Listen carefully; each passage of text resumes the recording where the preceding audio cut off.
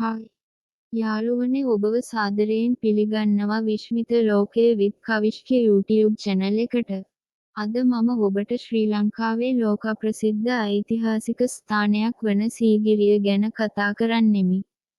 සීගිරිය ශ්‍රී ලංකාවේ මධ්‍යම පළාතේ පිහිටි පැරණි ගල් කොටුවකි. මෙය ලයන් රොක් හෙවත් සිංහගල ලෙසද හඳුන්වනු ලබයි.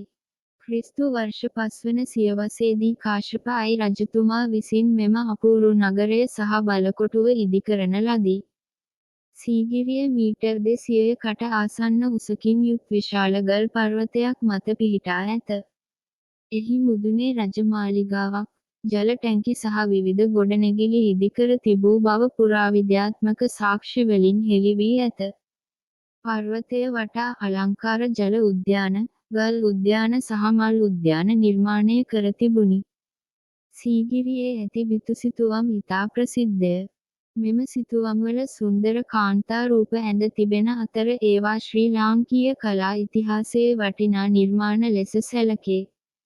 එසේම, කැටපත් පවුර ලෙස හැඳින්වෙන ස්ථානයේ පැරණි අමුත්තන් විසින් ලියා තැබූ කවි සහ සටහන් අදටත් දැකගත හැකිය.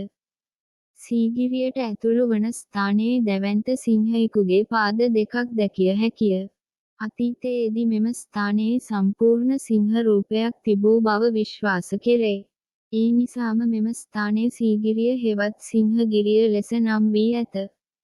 අද වන විට සීගිරිය ශ්‍රී ලංකාවේ ප්‍රධාන සංචාරක ආකර්ෂණ ස්ථානයක් වන අතර, යුනෙස්කෝ විසින් ලෝක උරුම ස්ථානයක් ලෙස නම් කර ඇත. ලොව පුරා සංචාරකයන් දහස් ගණනක් සෑම වසරකම මෙම අද්විතීය ස්ථානය නැරඹීමට පැමිණෙති.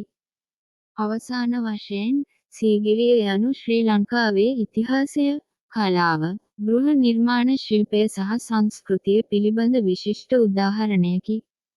එය අපගේ ජාතික උරුමයක් වන අතර අනාගත පරපුර සඳහා ආරක්ෂා කර ගැනීම අප සැමගේ වගකීමකි. ස්තුතියි.